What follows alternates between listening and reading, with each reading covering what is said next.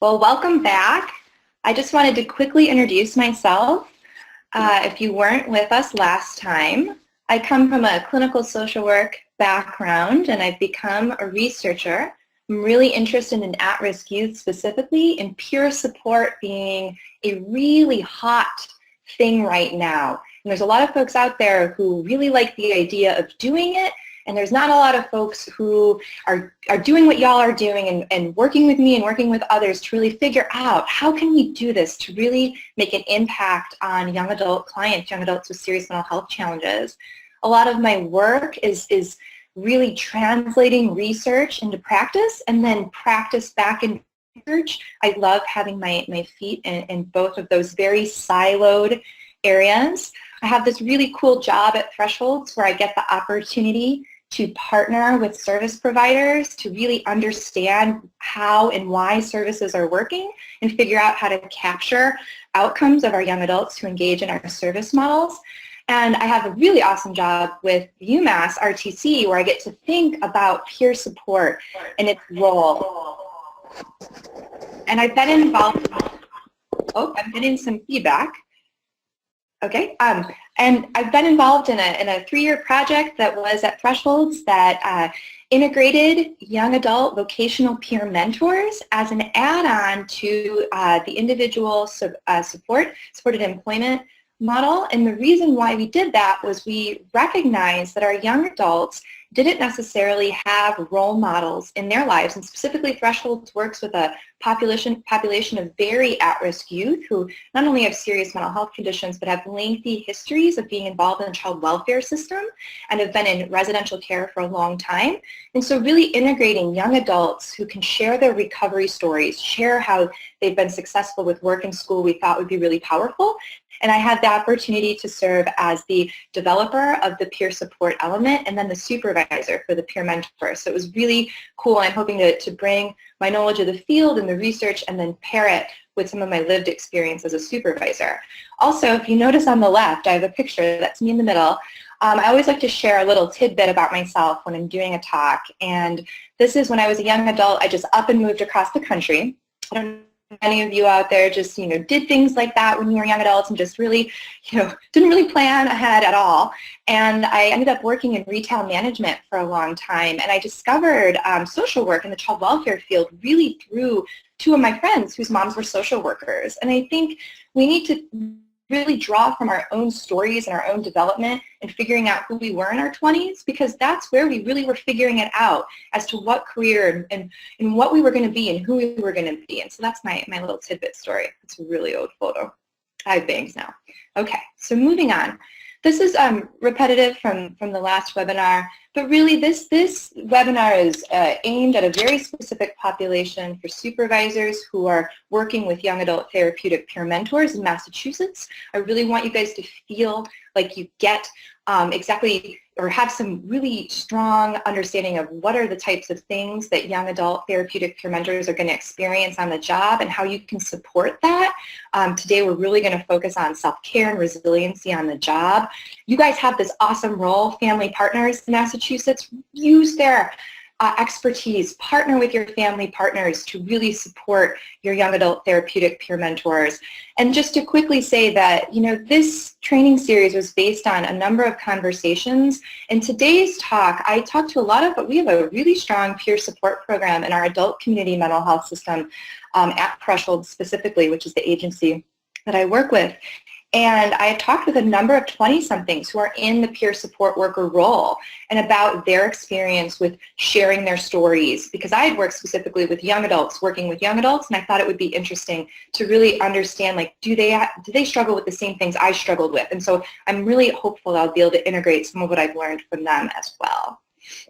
Okay, and Dee has already introduced this. Basically, I hope to talk for about 60 minutes, and then I really want you guys to ask questions. Please, please, please, please, please, as your questions bubble up, please write them in so that we can keep track of them and make sure I get to them. The topics today, and we are going to really try to cover a lot.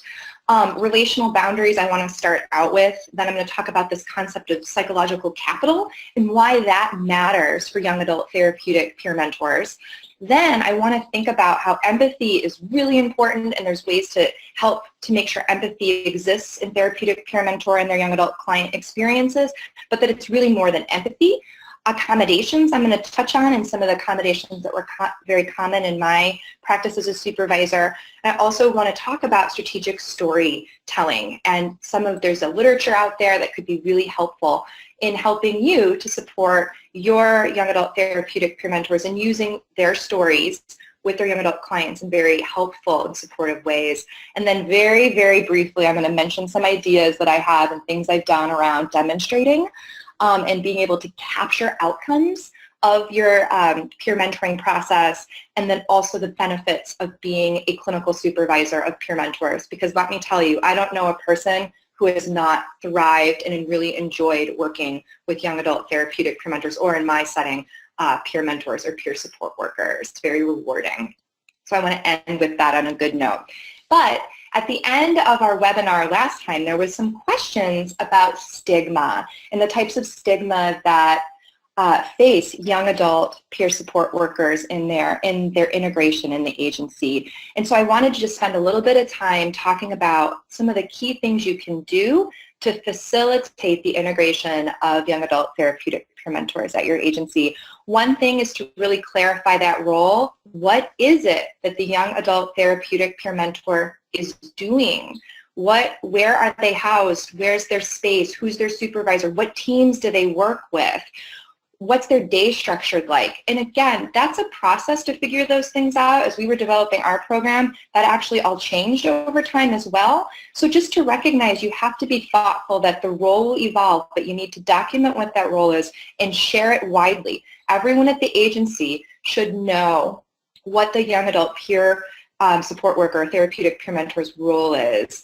Also, this is really, really key. Do not expect your young adult therapeutic peer mentors to be the ones who have to educate their new colleagues about their role. Imagine if you had to, as a supervisor, a therapist, or family partner, explain your role to everyone over and over, and how frustrating that would be. And so you really have to be helpful and a facilitator in making sure that everyone's on the same page about the role, the nature of the role, what the expectations are, and what the impact is going to be.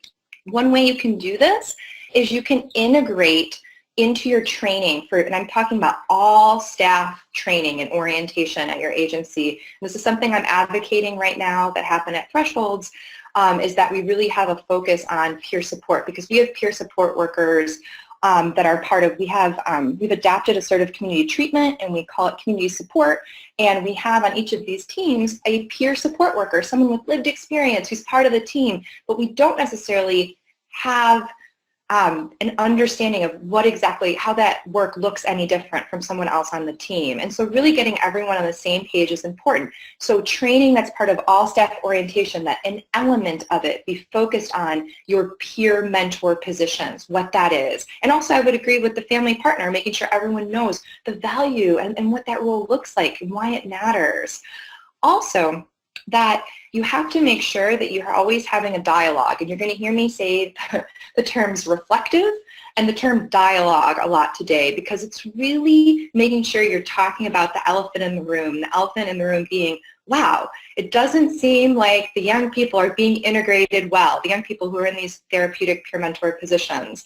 And we want to just make sure we recognize that it might be challenging, and for various reasons at various agencies, depending on the culture. And so you just need to make sure you're having a discussion about it. And I would suggest having a steering committee that's meeting regularly, at least a month, or at least every month, to discuss the integration of this new role and all the barriers that come with it. Also, something that I mentioned this at the end of the webinar, but this was a learning process for me, was just really, really ensuring that the young adult therapeutic peers are recognized as staff, that they have access to all the benefits, to all the meetings, to all the things that their colleagues would have access to, that they are involved in the team meetings regularly, that time during the team meeting is dedicated towards their involvement and their report of their experience. and also that they're on the listservs. And so if there's, a listserv for your agency or the building or the team, that they're on that. And there's, it seems so concrete and so simple, but just making sure that they're involved will do a lot to making sure that they are truly involved and integrated in your agency. One thing that I really emphasized, and this also was a learning curve for me, was that I wanted to make sure that I was always kind of doing an assessment to figure out like what staff were on board with peer mentors and which staff weren't.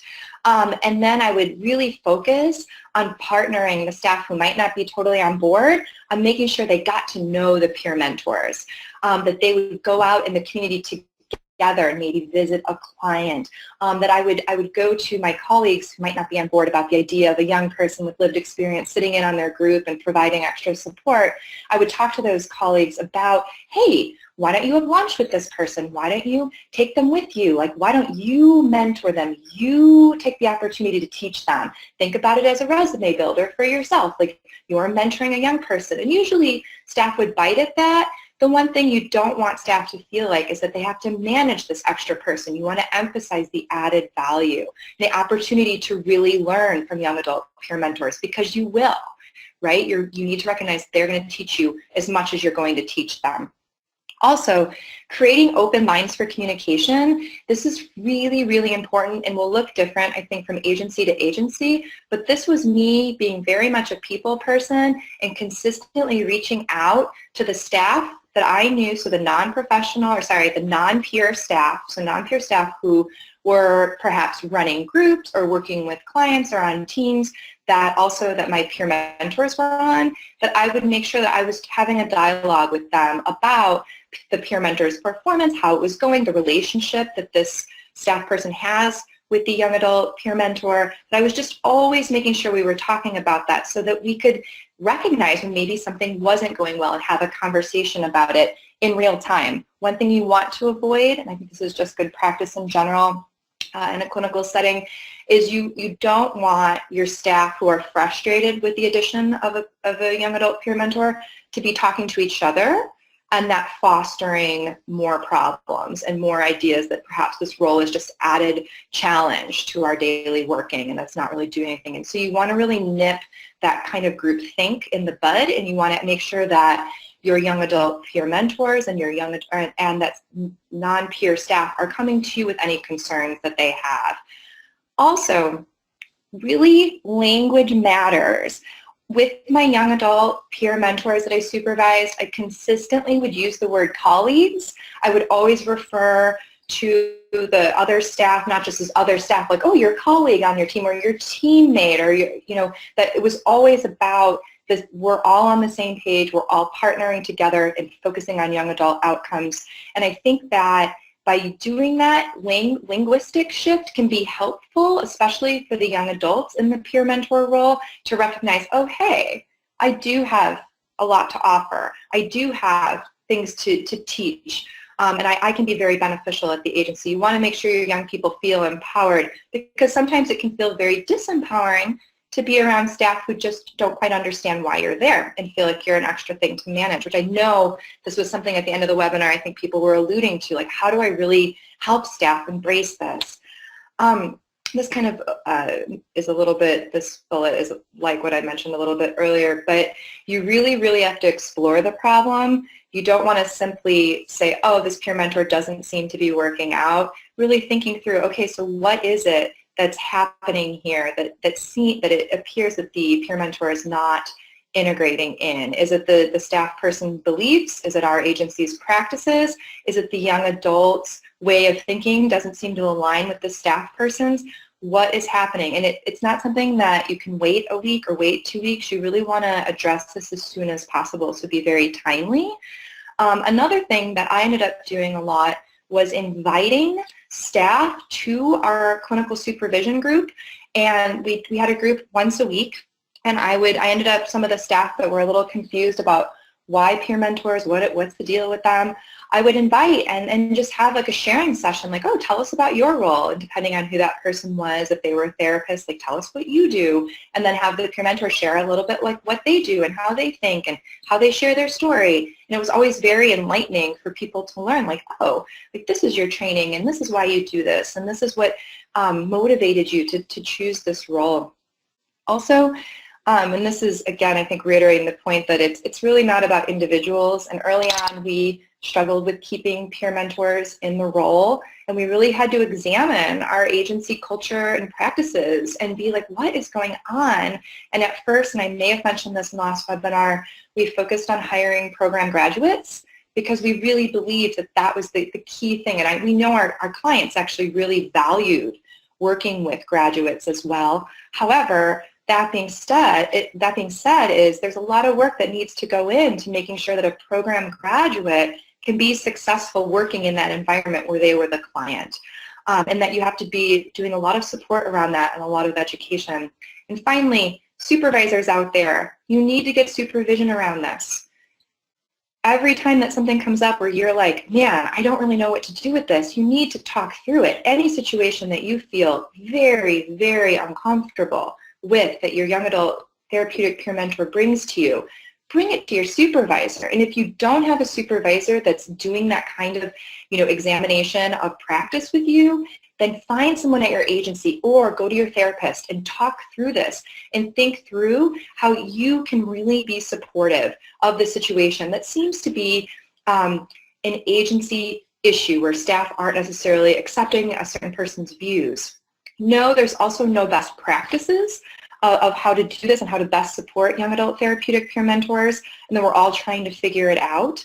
But that you should really think of yourself as an advocate and coach for young adults, but you might have to engage in some education around conflict resolution with your colleagues. You might have to help them sort through some things. And this is really important for relational boundaries. I think we all think red flags when we think young adults working with other young adults who have mental health challenges, and that really we need to be rethinking relationships and how relationships are these incredibly powerful things, and that relationships really are what practice is. And I know I talked a lot about the Working Alliance in the last webinar. This is an extension of that I hope is helpful. I mean, basically, what's really, really important to recognize when you're doing good supportive supervision of your young adult therapeutic peer mentors is you have to recognize that there's a relationship occurring between you and your young adult therapeutic peer mentor, and there's also a relationship occurring between the young adult therapeutic peer mentors and their clients, and that your relationship needs to be a healthy one with your young adult therapeutic mentors. It has to be a supportive one, and it needs to be one that emphasizes mutuality. I'll get into this in a minute. So there are all these pieces that are part of peer support. This is building on Spencer's research at Boston University as to what's important as key elements to make sure that peer support works. And they have to do with all of these different really hefty constructs, right? Like trust and authenticity and companionship and collaboration. But these inherently should be what defines your relationship with your young adult therapeutic peer mentors.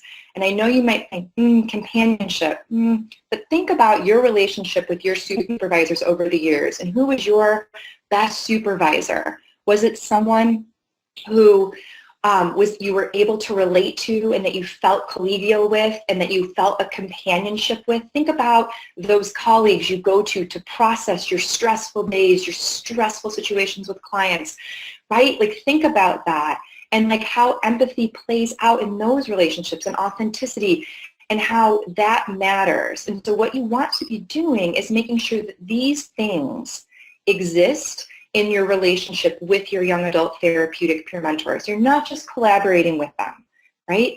Or partnering with them in making sure that they are and supporting them in their work with their clients. But you're also thinking about achieving these other things that then they can work to achieve with their clients. So it's a parallel process.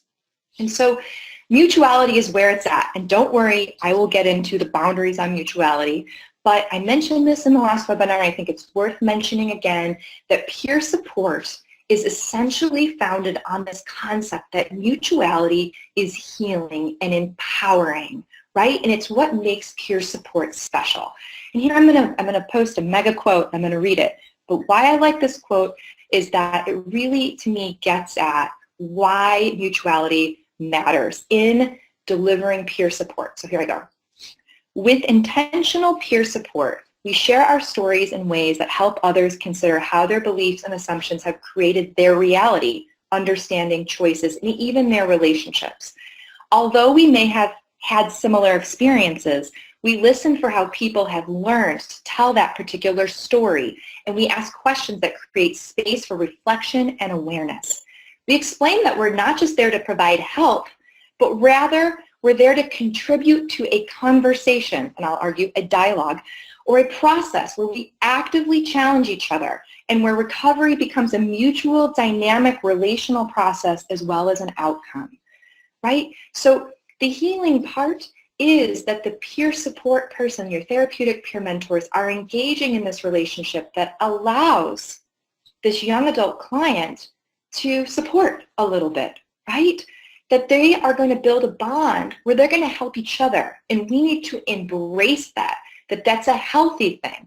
It might seem scary because we are going to define our therapeutic peer mentors as staff, right? And there's this definition between who is the helper and who is the person being helped. And I think we need to step back from that and recognize we want these relationships to look more mutual and to feel more mutual, because that's where the healing happens. That's where the recovery happens.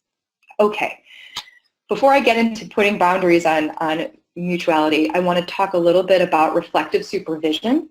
This comes out of the early childhood field, and folks are on the webinar who have been trained in early childhood intervention and working with families. This is often how supervision is structured, that it's based in collaboration. And so early on in the relationship that you as a supervisor have with your young adult therapeutic peer mentor, that you sit down and you talk about, our relationship is going to look like this. It's going to be a mutual relationship that we both are going to learn and grow from. And you're explicit about this from the beginning, right? It's not supposed to be hierarchical. The power in the relationship is supposed to be the same. And I'm a social worker by training and very aware of how power plays out in relationships in all sorts of ways. And so this may be hard to sit with. It's not always easy for me to sit with. But it's worth taking a step back as a supervisor and getting in that space where you're like, I'm going to learn from this person. This person might provide me with support, and being okay with that, okay? Also, reflective supervision demands that it has to be regular. This might seem very concrete and ridiculous to mention, but having regularly scheduled time with your young adult therapeutic peer mentors, if it be individual, and I highly suggest if it can be group supervision at least twice a month, that you have it scheduled, you hold that time sacred. It has to be protected, because this is a time to reflect on your practice and examine what you're doing, to learn about yourself as a therapeutic peer mentor, to learn about yourself as a supervisor. It's all about reflection. And this is where you focus on relationships. And you think, okay, what are the relationships here? How are they playing out? Why do I have bonds that are stronger with some clients and less so with others, right? You really want to help your therapeutic peer mentors think through that. You want to think about gaining self-awareness. And we're going to talk a lot about self-awareness and self-care and how that is really, really important. But you want to also focus on emotions. And now you're probably thinking, oh my God, she's talking about therapy. I don't want to be a supervisor who provides therapy to my staff. But what I want you to take a step back is to think about, if we are saying that we want these therapeutic peer mentors to be doing good peer support with their clients, they have to be building relationships. And in doing so, they're going to experience emotions, because relationships make us feel things. And so the way to talk about this is you have to have an open dialogue about relationships and about how they're making me feel. And if you feel uncomfortable with the word relationship, you can use the word interactions, if that feels a little safer for you. And you can say, what were those interactions like? What are you doing? But saying about the thing about relationship, I think, is powerful. And you can tell that this comes out of early intervention with children, because it's really about building relationships with the families too, right? Because you're really working with mom and dad and caregiver as well as with kiddo. And so there's a lot of relationships happening. And that's the reality of working with young adults too. And they're going through a shift in their development where they're reestablishing and reconfiguring their relationships. And so it's key to just have relationships on the table as up for discussion in all of your supervision. Okay, but here's where we put some boundaries and mutuality. The clarity between who's the helper and who is the receiver of help is going to vary from therapeutic per mentor to their clients and then to each client between them. It's just always going to vary, and it's going to change over time, where when we hope that this happens, we hope that the young adult clients will sometimes be able to provide support. That's a very important experience to have. It's very healing. But you need to have limits on these. For instance, and I mentioned some of these in my last webinar, only I'm reiterating them because I think it's important, key yeses and nos. So no sexual relationships, no using substances with your clients, no physical fighting, and having very clear, those are not relational dynamics that we allow as part of this peer mentoring relationship. That being said, if you start to feel attracted to one of your clients, let's talk about it. That's not uncommon, right? But that it just can't go into the realm of where it's an actual relationship that happened, or there actually is a punch thrown where you became so irritated that that's how you reacted. At times, you might have to intervene and help to manage relationships. So let me give you an example of this that I've done a number of times, where you don't want to cut a relationship off necessarily and just say, and you might have to for safety reasons. Let me just give this example of when a young adult client is triggering for whatever reason your therapeutic peer mentor. And your therapeutic peer mentor has talked about it with you. They've talked about how, particularly, like they're irritated. They don't know why this person says these things. They really bother them. That your therapeutic peer mentor has been able to use their voice and say, "Wow, when you say that, that really bothers me," and to generate a dialogue or a discourse about that feeling in that relationship, but that it fails.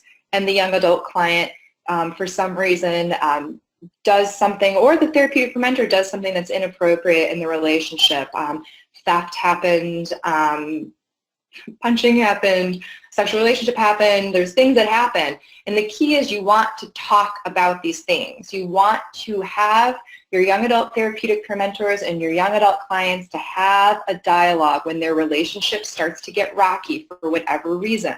You want them to work through it. It is an incredibly powerful experience to talk about the quality of a relationship and identify what perhaps needs to change, and then what you're going to move forward to make those changes, and to then continue the relationship and recognize it instead of cutting it off. Our youth who are involved in systems have had too many relationships that have been cut off, and so we need to be more thoughtful about how we can help people continue on a relationship when maybe that there's some dynamics that are upsetting. Now, mind you, if safety becomes an issue, you can, of course, use your best judgment as a clinician and go to your supervisor and talk it through with your supervisor. Also, something that's really important just to mention is fairness. This came up a lot in supervision with the peer mentors I worked with, and how clients would perceive that their relationship with another client was better for some reason, or closer, and that they were jealous. And so really having a dialogue about that and how you can help therapeutic peer mentors go to those clients that are concerned or jealous or just angry about the fairness that they're perceiving, that something is unfair, and have a conversation about, well, what's unfair about it, and how could I achieve that type of relationship that you're desiring with you? Or if I can't, let me explain why.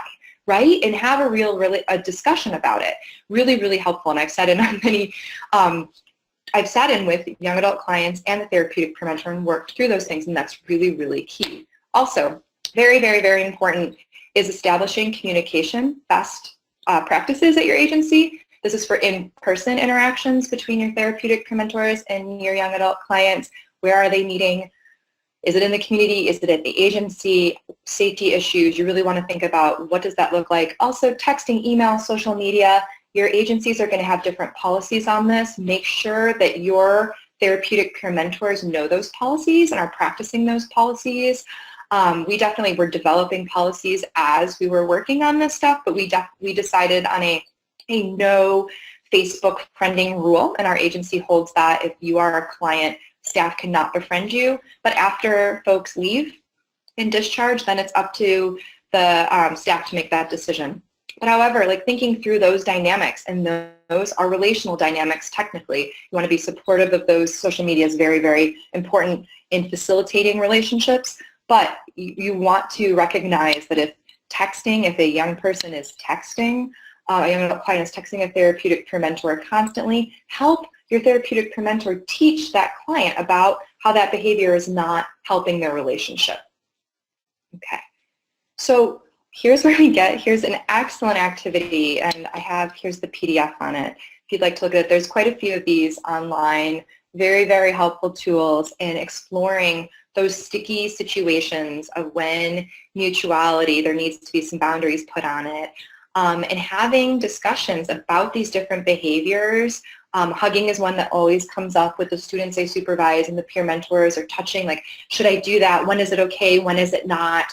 And having a real conversation about these types of sticky situations, especially I would argue this is where group supervision is so key, because you are going to have disagreements about these. And as young adult therapeutic mentors are working with you over time, working with clients, they will have different reactions to these things. Early on, it might be very black and white, like, no, I would never do that. And then in reality, it's like, well, maybe in this condition, or maybe if like this was the case. And so having conversations about these types of sticky situations, so incredibly important. Okay. Also, very quickly, I want to mention how complex confidentiality is for young adult therapeutic peer mentors.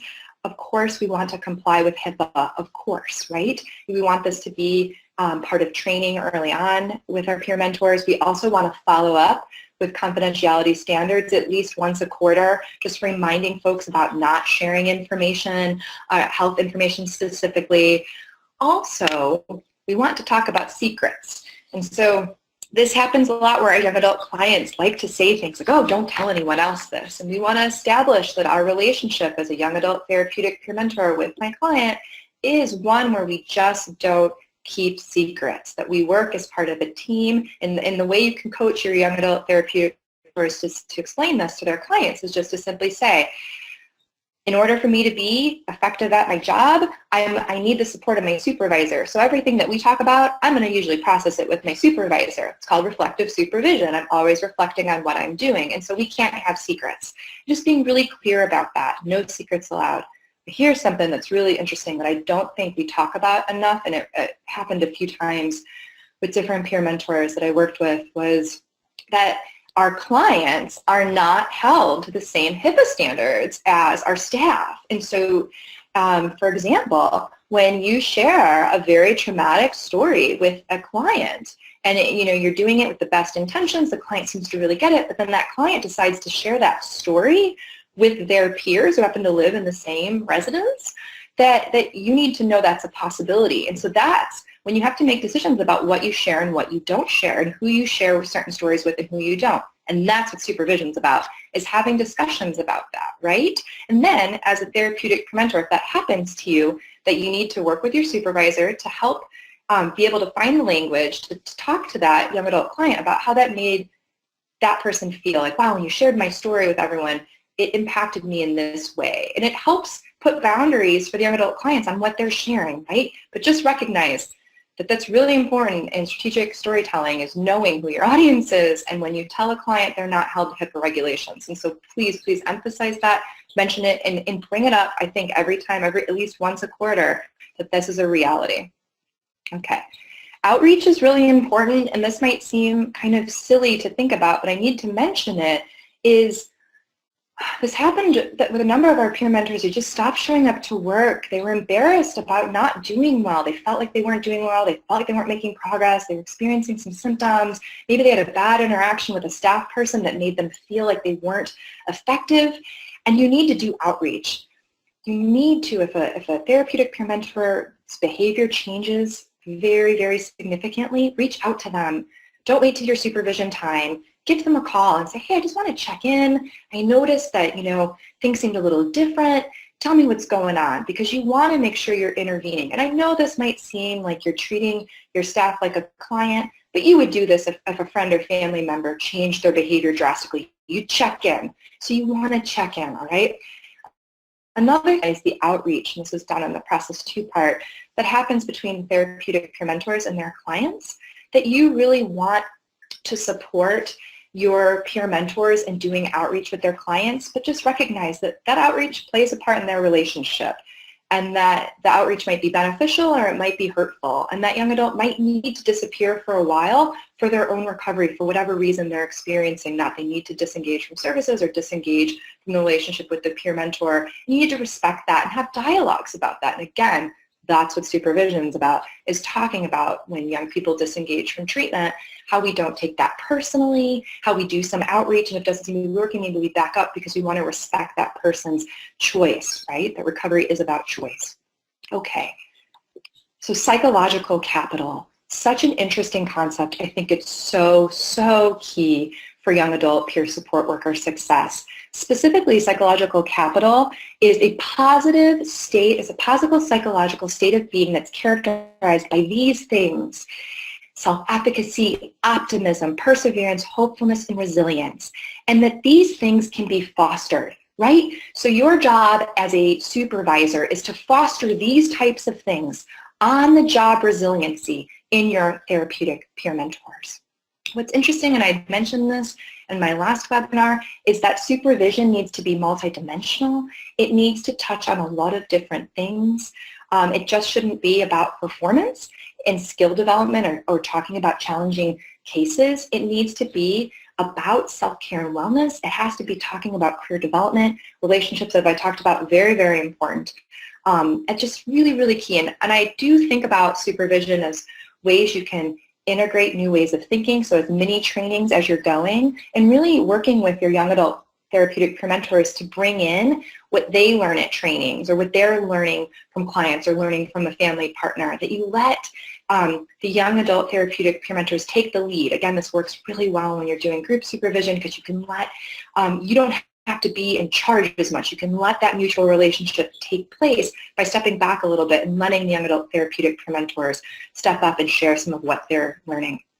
I wanted to just quickly discuss what resiliency is. I don't want to get too academic and heady here, but I think when we think about resiliency on the job and we think about self-care, we think about it really simply like, oh yeah, do you have like a coping skill you can use? And what we need to avoid thinking about resiliency is just like a go-to coping skill, like, oh, you're going to go take a bath or you're going to take a walk around the block. And those things can be really helpful, but it really is about a pattern of your experience or pattern of how you react at work, right? How you handle stress and distress while you're at work, working with clients that are challenging, working in an environment where people might not get why you're there, right? And self-care also is a pattern, right? That you practice self-care, that it's something that isn't a quick go-to coping mechanism. It's something that you're thinking about as a process. And on the lower right of the screen, you'll notice this is my own model, is thinking through self-care as things. And as a supervisor, rather than thinking you're helping your young adult therapeutic peer mentors process their mental health experiences, help them explore how they can take care of themselves and how they can role model self-care for their clients, right? They can explore different ways to take care of themselves. They can try out activating new ways, and know that we all will engage with self-care practices for a while, and then we fall off the boat and we get back on, and it's a process, right? And it's really connecting with others about self-care that allows us to keep with those processes, sharing self-care tips and experiences that are really important. One thing that's really important is addressing things that get in the way of taking care of yourself. You can have the best self-care plan in the world. It can be amazingly concrete that you're going to drink water 5 times a day, you're going to exercise, you're going to eat well, you're going to go to yoga, you're going to attend church, you're going to do all these things. But if there's a whole bunch of crap getting in the way of you doing any of that, you really aren't going to make much progress. And so you have to address some of those things. Self-care also isn't unidimensional, it is multidimensional. I have a slide on that in just a moment. And also we cannot recognize, although we call it self-care and it really needs a new word, it really is about taking care of yourself within the agency context. And so the agency should be supportive. Supervisors, you all have to take care of yourselves to do good work and role model, but you have to be working with an agency that gets it. Okay, so why do we care about psychological capital? And why care about self-care for young adult therapeutic peer mentors? And my argument is it's a very tall order to expect young adult therapeutic peer mentors to maintain balance in their work and personal life 100% of the time, to be role models for their clients. That's a lot. We don't expect us, like as a practitioner, we tend to be like, oh, I'm not going to share my stuff. I'm not going to share what's going on with me. But we expect our therapeutic peer mentors to do that. And that can be challenging. They might feel a lot of pressure to always be on and always be making good decisions in their work life and personal life. And that can be stressful. And so what you've got to do is make sure in supervision that you have a principle in your practice as a supervisor that we recognize we all have off days, and that we all need to really know what are our signs of feeling distressed and feeling stressful at work, right? How do we recognize those? What are the early signs, right?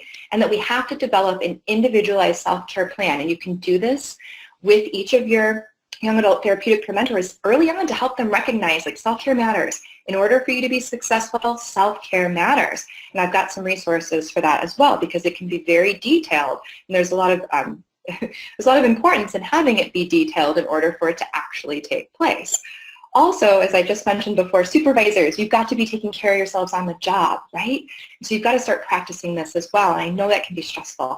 And one super key, super basic thing is you have to encourage for yourself and for your therapeutic peer mentors that they take their breaks during the day, they take lunch, and that they also use their personal time and vacation time. You need to make sure this is happening. We don't do a great job of this at Thresholds. Like, I'm working on it. Like with the staff I work with, we really need to make sure that folks are taking the time to do the things that, makes them happy whole beings. And also on the right, you'll see my little tip, and this comes from my background of being a DBT therapist, is when you're working and when you're supervising young adult therapeutic peer mentors, when they're having a really stressful day, instead of focusing on, tell me what's so stressful, give me the details, forget all that. Focus on, what self-care practice are you going to utilize right now? Ask that. How are you going to use your self-care plan? Let's pull your self-care plan out and let's talk through what you're going to do to fix this, or to feel better, or to feel more stable right now. And that's how you get away from it being therapy. All right, the refrigerator list. This is a great start. So these are very, very popular in social work. Many of you on this webinar may have seen these early on in your career, where you just have these lists. You either develop them with your clients, or you hand them out to your clients as ways to remember how they could take care of themselves. This is a great start. But what you want is to be thinking more broadly, and as you're developing your relationship with your young adult therapeutic peer mentors, you're thinking about self-care across all of these different dimensions. And when I do workshops on this with practitioners, we always jump to nutrition and exercise. People feel very, very comfortable with those two, and that's great to start there. But maybe you also start to think about smell and context and space and all the different things that matter in facilitating our well-being on the job and our resiliency on the job. And so touching on all these when you're creating self-care plans, really important. On the left-hand side of the screen, you're going to see a number of different resources that I think are super helpful for self-care. All of these have worksheets and different exercises you can do to engage folks around self-care. Some are developed for practitioners, some are developed for clients, but I think all of them are really helpful. Basically, these are just some quick tips. Emotions can be a beautiful thing. Everyone's going to experience emotions in relationships. You need to be talking about them. And guess what? Some days you're going to feel bad. Someone's going to tell you a story. Your therapeutic peer mentor is going to tell you a story. It's going to be jarring. I'm not talking about vicarious trauma during this talk, but you're going to have those times, and it's okay to recognize, okay, wow, that really bothered me. Wow, I need to go do something to really, take care of myself right now. You also, and this is emphasizing mutuality, you as the supervisor, please stress your stories of resiliency. Share them. Share your self-care plan. Share how you're doing. Be mutually present in those discussions about self-care with your young adult therapeutic peer mentors. Also, this will come up naturally in supervision, is venting processes. I know many social workers, such as myself, who would end up drinking cheap beer at a bar after work and processing trauma experiences in child welfare. And that was healthy because I was around some peers, but pretty unhealthy in that I didn't feel so great the next day, and it probably impacted my work. And so just really recognizing and helping young adult therapeutic peer mentors to recognize venting opportunities and how, supervision can be helpful. therapy can really be helpful too. And so I want to just put a plug in for therapy, for supervisors as well, that doing therapy for yourself is a really nice thing. It's really reflective. You get to examine how you are doing. We ask our clients to examine themselves all the time. For you being in a parallel process, it's also part of self-care. It could be part of your self-care plan if you wanted. Here is a list, and I have these also at the end of the webinar, of some really helpful supervision resources that are designed. Some are designed specifically for peer support. Others I just feel like are really, really helpful with thinking about peer support, especially this reflective practice guide. These are things that you can reference later on that I think would be super helpful. They're things I drew upon in putting this together. Also, just quickly, we have to recognize that young adults are not going to be young adults forever, and we need to be thinking about career development. This needs to be part of supervision. What do young people see themselves doing next year, 5 years, 10 years down the line? And really having that be valuable, because we want your therapeutic peer mentors to be having those types of career aspiration conversations with young adult clients. And so it's a nice parallel process. Quickly, I want to talk about empathy. Empathy is really, really important, and it's key for the relationship between young adult therapeutic peer mentors and their clients. And this is a quote from one of our studies from a client talking about how she really, really enjoyed her peer mentor because she understands where I'm coming from, and I understand where she is coming from, and this is very, very powerful.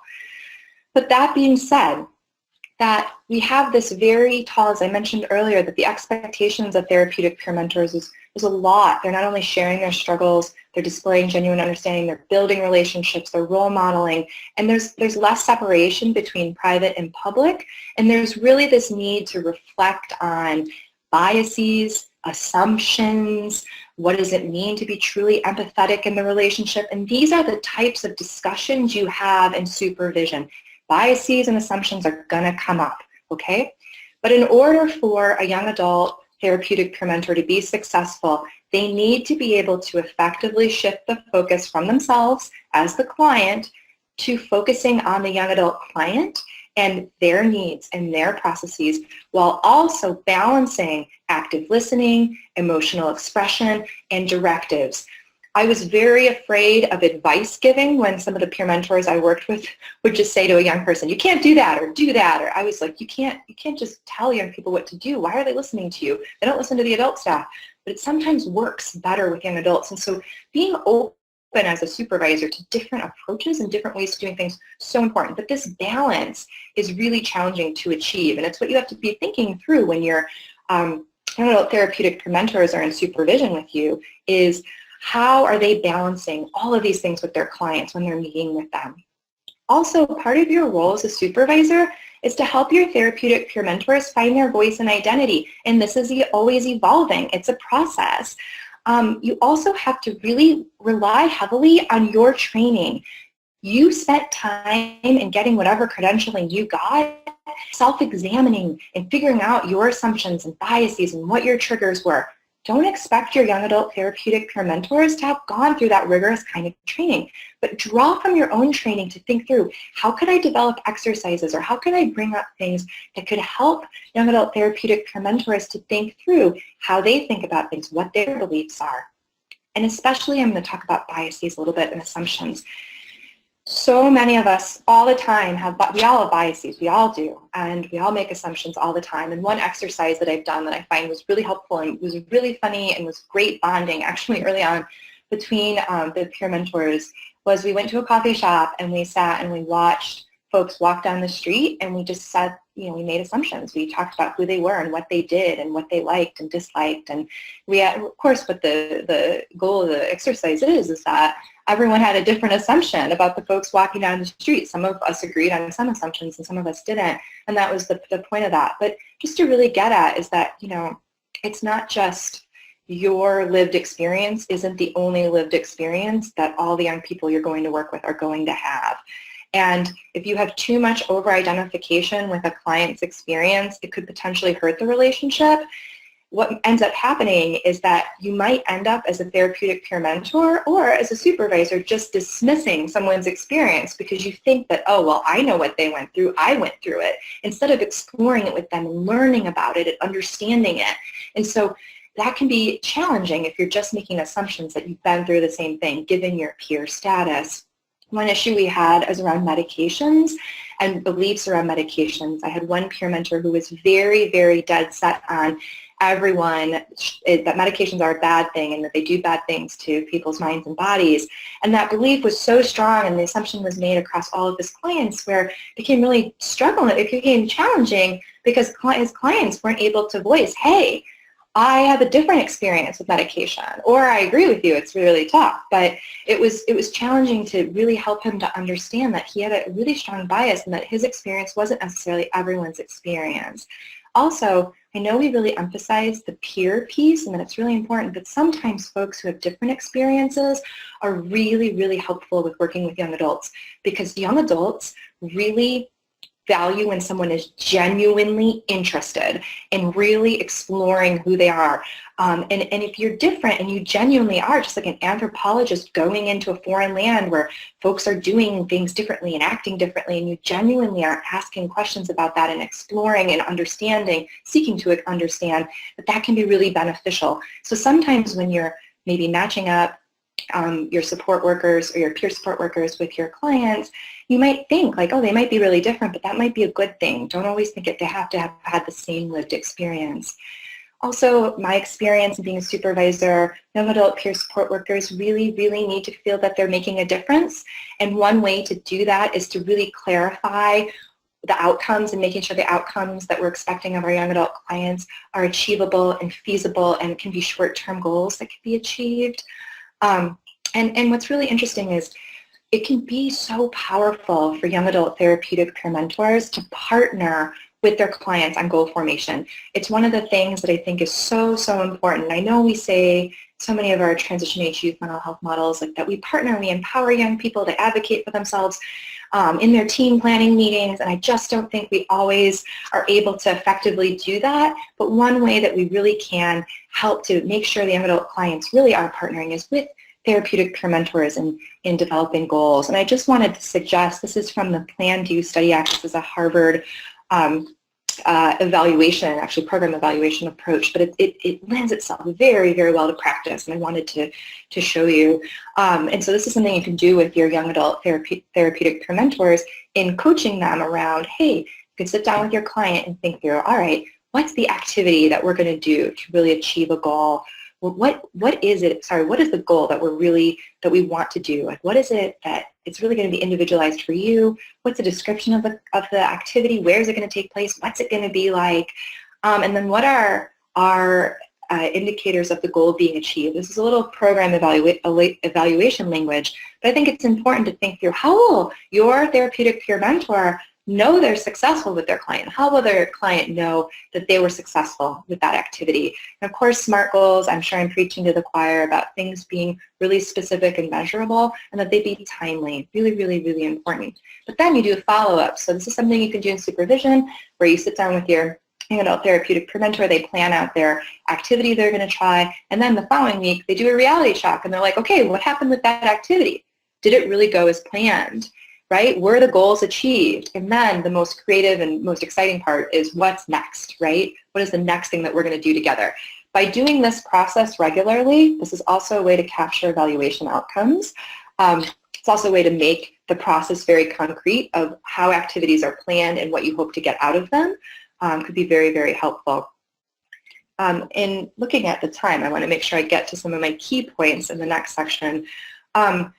But really, really key in this, I think, and I'm going to emphasize the second point, is that your young adult therapeutic peer mentors are going to be most likely participating in treatment teams. They're going to be part of a group of people working together, and that you are going to really have to advocate on behalf of them, that staff take the time to understand where a therapeutic peer mentor is coming from, and you're also going to have to help that young adult therapeutic peer mentor to take a step back and to take the time to understand where therapists are coming from, where case managers are coming from, where the young adults are coming from, right? Really thinking through, okay, why do some people have beliefs that are different than mine? How are they different? How can we share some common ground? So quickly, I think being very, very, accommodations are really important. with young adult peer support workers, they can be very informal, but I would say write them down. Any accommodations that you write, that's my one advice, is you want to document them and you want to follow up about them. So my one take home that I'd like you to leave with, one way to make sure that accommodations happen and that there's no shaming around asking for accommodation or needing an accommodation is knowing that the American Disabilities Act exists, and that you need to know how to request accommodations and also respond to a request. And as I mentioned earlier, some folks just stop showing up. And even though they might know about accommodations, they might not be willing to say, I need something different, like this isn't working out, this is too stressful, or this is too much for me. And so you have to have that strong working alliance with your therapeutic peer mentors to have these conversations. Also, this is a process, right? That is a really important one. You want your young adult therapeutic peer mentors to have gone through the process of asking for an accommodation. And why is that? Because you want them to share that story and that experience with their clients, okay? So when we think about accommodations, they have to be reasonable. And the key things are, when we think reasonable, we have to think, okay, is this something that the young adult therapeutic peer mentor can perform essential job functions productively and efficiently? How long is this going to last for? And what is the undue hardship? Is there going to be any undue hardship on the agency, on the team, on the supervisor because of this? You need to think of those things. And it has to be an interactive dialogue, again, using that word dialogue, that you bring up accommodations with your young adult therapeutic peer mentor, or they bring it up with you, and that you want to make sure you have that conversation with a third party, your supervisor, maybe an HR person, someone else who can really be part of the brainstorming process. Recognize that accommodations, one size does not fit all, and there are multiple solutions. The types of accommodations can be very, very creative as long as it really helps the young person to be successful. But you want to agree upon an accommodation and you want to write it down. And here's a list of questions that are helpful to have when you're having this conversation, right? You really want to examine and explore which accommodations seem to be helpful and what's that undue hardship going to be? Is it going to impact the agency? How long would it impact the agency for? And is that undue hardship, or is that just, we need to do this so this young person can be successful? You don't want to lose excellent young adult therapeutic peer mentors because accommodations were not talked about.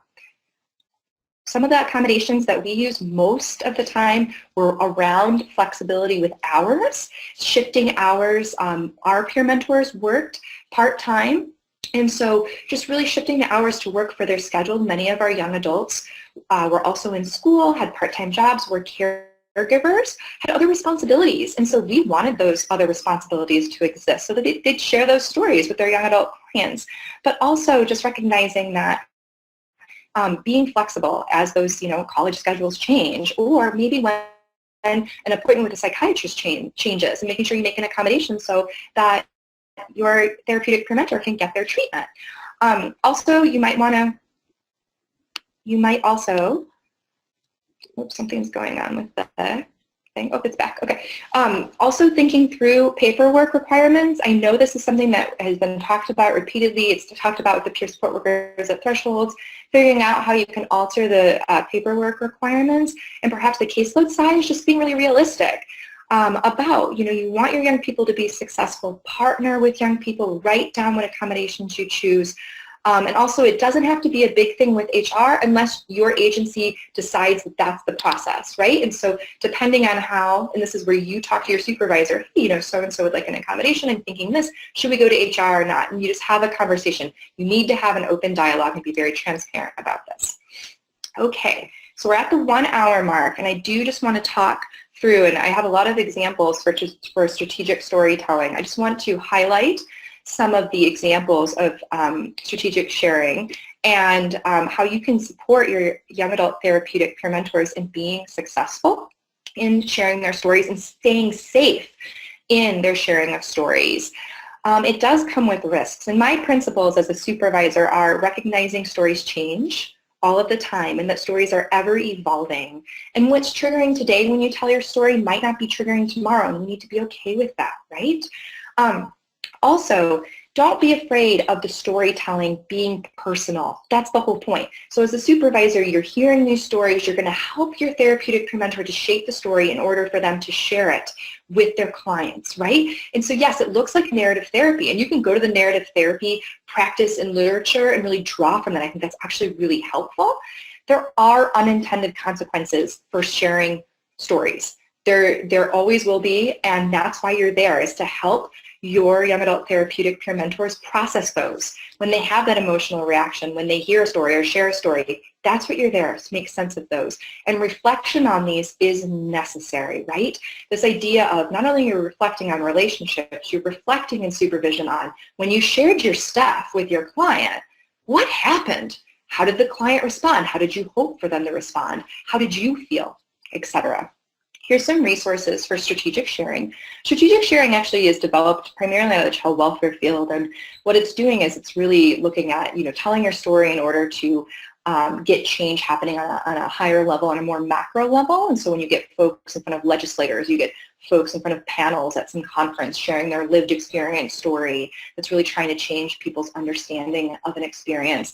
Those can be really helpful. And so a lot of these materials are aimed at that, but I think they transfer really, really nicely. And they're things I drew from when I was a supervisor. So first, what you want to do with your therapeutic peer mentors is walk them through why they're sharing their stories. What are they hoping to achieve? What's the content? And this becomes a lot of fun when you get to actually, and I do suggest in your supervision having story writing and storytelling opportunities where you practice telling your story. And you have others, if this is why group supervision works so well for this, actually be like, oh, I don't get that. You're missing a key element to your story, right? Because sometimes, storytelling, some of us are good at it, some of us aren't so great at it. So you might have to help your young adult therapeutic peer mentors develop their storytelling skills, and what are the key elements that need to be there to get your message across, right? Then you really have to think about who your audience is, and think about the different clients that you're working with and how they might respond differently to a certain story. And as you think through this, there are stories that we tell over and over and over in our lives, right?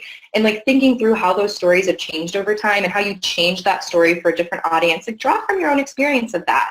And don't be afraid as the supervisor to practice this with your clients. If you want to really, practice this not with your clients, with your young adult therapeutic peer mentors. You want to be practicing this, right? Storytelling is an art, and so you want to be vulnerable and experience that mutuality of storytelling, right?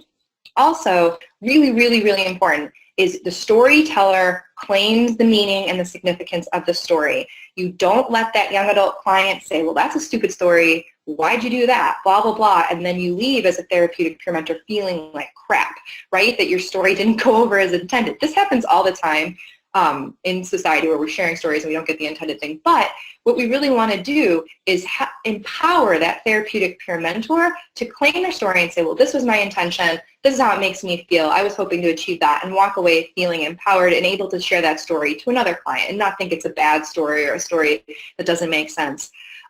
You really have to embrace those emotions when you tell a story and you tear up. Right in the moment, you should really coach your therapeutic peer mentors to identify that emotion and say, wow, as I'm starting to tear up, as I'm starting to get irritated when I tell this story, it's because this really triggers me. This really sets me off. This really upsets me. It still really gets me. Naming that emotion and not letting the young adult client name it for the peer mentor, very, very important. You really want to help the young adult therapeutic peer mentor to own their story, own the emotion that they have while they're sharing it. And finally, here's some some suggestions of how to practice, how to really, really, really do good strategic storytelling. Here are some examples of prompts that you might use in your supervision to get your young adult therapeutic peer mentors thinking about storytelling and telling and sharing stories. Really use group supervision if you have the opportunity to do it. Really, really fantastic. Also, and I just wanted to mention this, is that I cannot overemphasize the importance of sharing a story and displaying empathy are key, but you also need to be able to facilitate a conversation with your clients. And so using active listening and motivational interviewing, super, super important. Body language plays a role. Use your clinical judgment and your best practice skills to coach your therapeutic peer mentors in how to demonstrate they're interested in their client stories. Here's just some examples of motivational interviewing. There's so much out there motivational interviewing. I have a resource at the bottom of the page. It just is like a 5-page snapshot of it. But recognize that having open-ended questions and questions that are structured the way that you see on this slide really, really add to a therapeutic peer mentor's ability to engage that young adult client and to keep the storytelling going back and forth. And finally, I think it's really, really important to think about disclosure policies. When young people share their story and it's used on our agency websites, we go to a conference, we need to really be thinking about the risks of storytelling and how long those types of items are online and accessible online. This is beyond just an initial consent form. I think it should be something that's revisited at least every 6 months. And making sure that young adults who are your therapeutic peer mentors who might be featured on your website understand that their stuff's out there and are okay with that. And know that young people might change their mind on that as well. Best practices out there are to limit the amount of time that information is available on the internet. Okay. My last couple of slides, this is just a shout out to the people who are like, I'm really going to have to figure out how to explain that therapeutic peer mentoring matters to my agency, to my community mental health system, to my colleagues, what's the impact. So one thing I would suggest is figuring out very, very simple ways to measure. One way as a supervisor, you can do check-ins with your therapeutic peer mentors and just keep a log of the types of things that they're talking about, the types of struggles they're having, the types of successes they're reporting with their clients in order for you to later draw on those and like, look, over 6 months, I had all my therapeutic peer mentors described these types of, successes that they had with their clients. It's a really nice way to capture. It's not the most rigorous research design, but it's a way that you could capture some things. Also, the goal progress tracking sheets that I described earlier, where the young people are really partnering on developing goals and looking at were these goals achieved. You could look at those every quarter, every 6 months, and summarize them as a way to capture things. It's more of a very qualitative approach to evaluation, but I really think it's important that we document this and have discussions about how we're doing therapeutic peer mentoring, what's working, what's not, what are some of the outcomes we're tracking, because that's the only way we're going to, as a field, move this forward as something that would be evidence-based in the future. And finally, as my very important slide, the benefits to being a clinical supervisor. These young people are going to inspire you like nobody's business. There is nothing like the opportunity to be a mentor to a young person who's developing, they're in their recovery process, they're figuring out what they want to be, and you get to be part of that. And you also get to be part of their process of learning how to be a peer support. I think it's a really, really nice piece. Also, just seeing, this is one thing I've heard from so many, I've talked to a lot of supervisors of peer support workers across the country, and what I consistently hear, it's so cool to see young people in their recovery process, like further along. And often we see clients that are struggling all the time. And so it's so nice to see young people that are successful and to support their success. It's a very empowering thing as a practitioner. Also, this is a real opportunity for you to be a change agent at your agency and to really introduce these radical ideas of emotions are good during sessions, for both the provider of the service and the client to experience. Like, these are radical and it's exciting. Also, that it's a real opportunity. We are not good at engaging transition age youth in mental health services. No one's good at it. We're figuring it out. And so this is one tool amongst the many tools that your agency would have, and just know that you're part of it. And so definitely the benefits, I would say, outweigh the challenges. Again, I don't have systematic research stating that, but I can tell from my anecdotal conversations with clinical supervisors of peer mentors for young adults, it's a very, very rewarding process. I want to open this up for questions now, and I apologize for going over a little bit. I tried to keep my examples of stories kind of short, but I'm wondering if there is any questions. And later in these slides, I have some references and resources. So let me come back to this slide. Hi, Dr. Klodnick. Thank you so much for your great presentation. We do have one question that's talking, and if any more come in, I'll read them as they come in. The first one is, do you know of a curriculum or PM group supervision or specific activities that are utilized in that setting? Great question. So no. What I'm hoping to give you are a lot of tools that you can integrate into your own. We at Thresholds and in partnership with the Transitions RTC at UMass, we're in the process of developing a manual that we do hope to flesh out in the future, but that would be a few years from now. The idea of a curriculum you could draw from the Wellness Recovery Action Plan work of Mary Ellen Copeland would be something. Again, I know that sounds like a clinical practice, but it's taking some of those elements of those, self-care planning practices and bringing them into your supervision. Around the coaching and development, I was taking rigorous notes at the end of every supervision I did in order to understand what were some of the issues that were coming up, and then to build in training sessions, like mini training sessions into supervision around those things.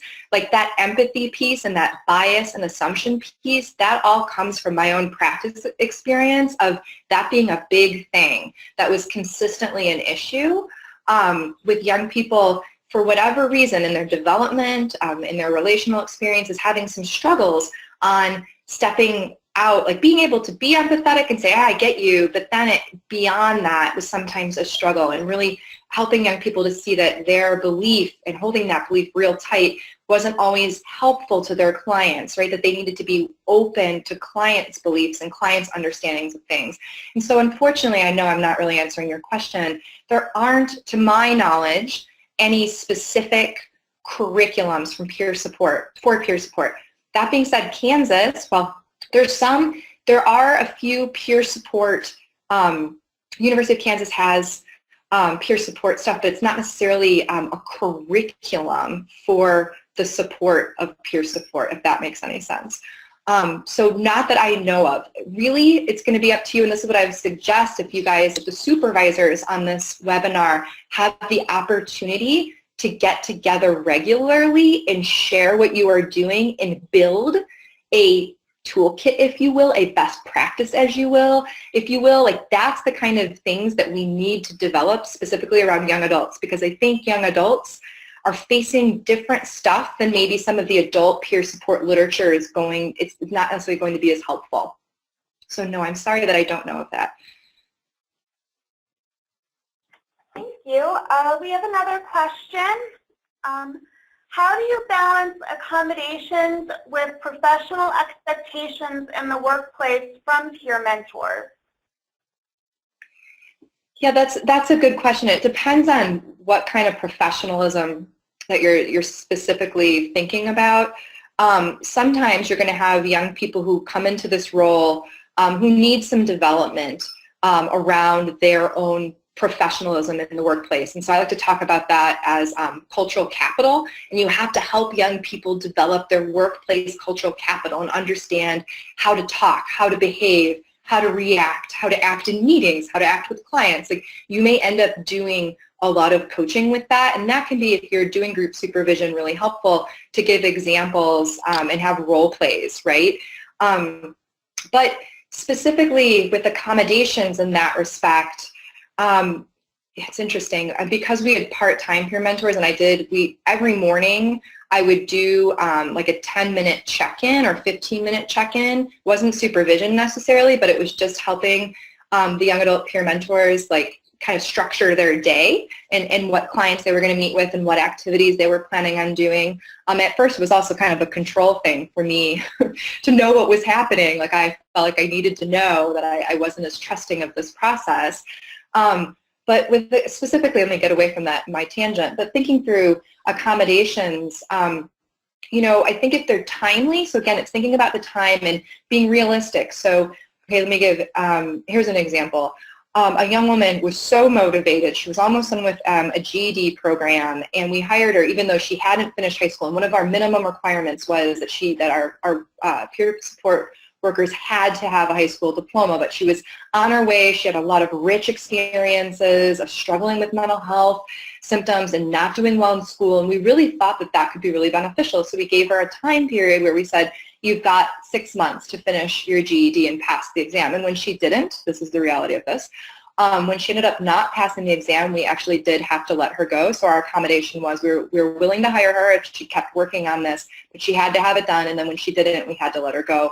But that's being, again, written down. I cannot emphasize that enough, is writing down the accommodations and checking back in with them. Don't just think that the accommodation doesn't have to last forever, but we really wanted, our goal was to have our therapeutic peer mentors engaging in post-secondary ed. That was something that we really was valuable, and that may be in your context that you want your clients to be doing more post-secondary ed. You want your therapeutic peer mentors engaging in that process to share those struggles and share those experiences. And so it took us a while to realize what were the key characteristics that we wanted in our peers.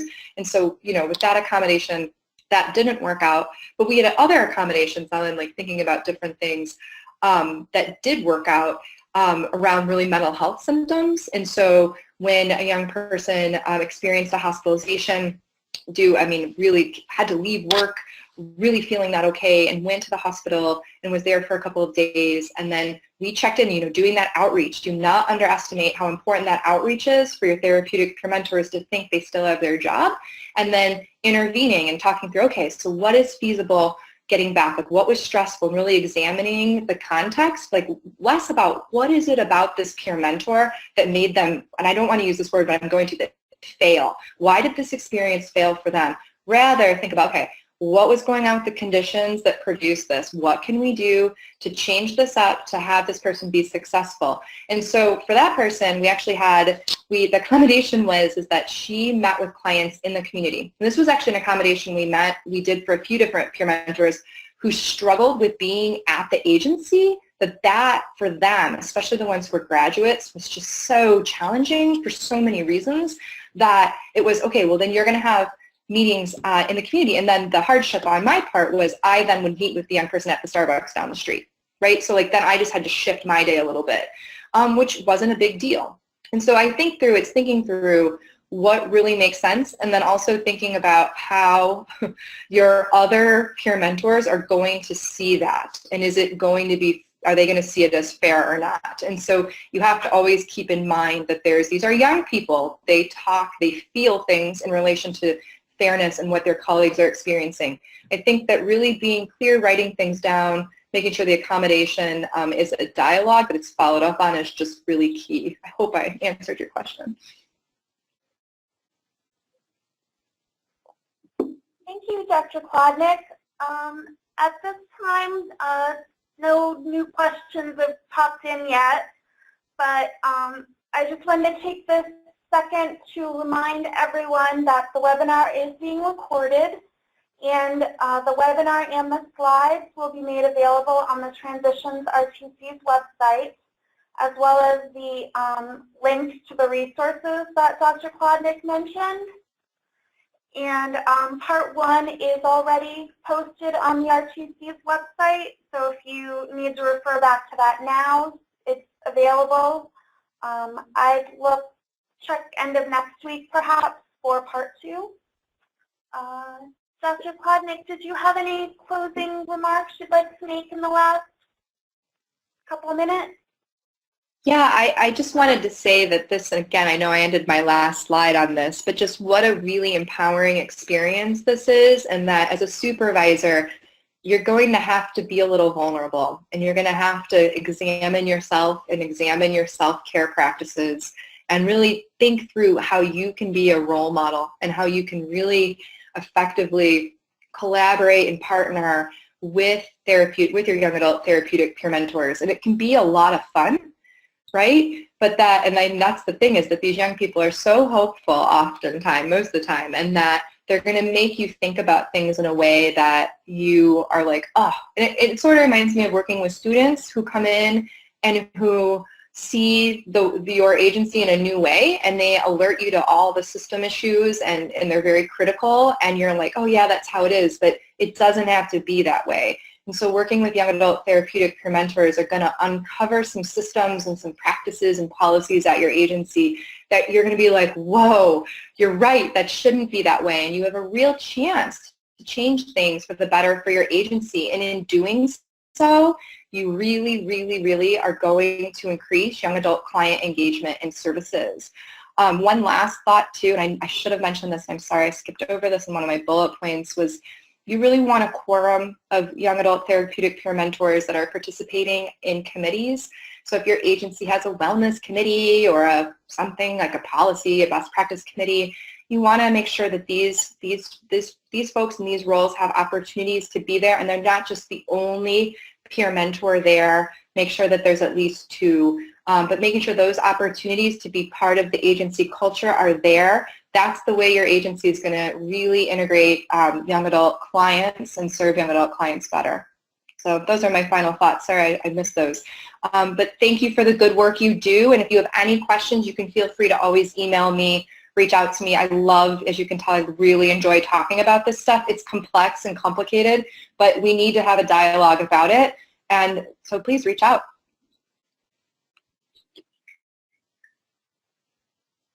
Oh, thank you everyone for attending, and we will talk to you later, I guess.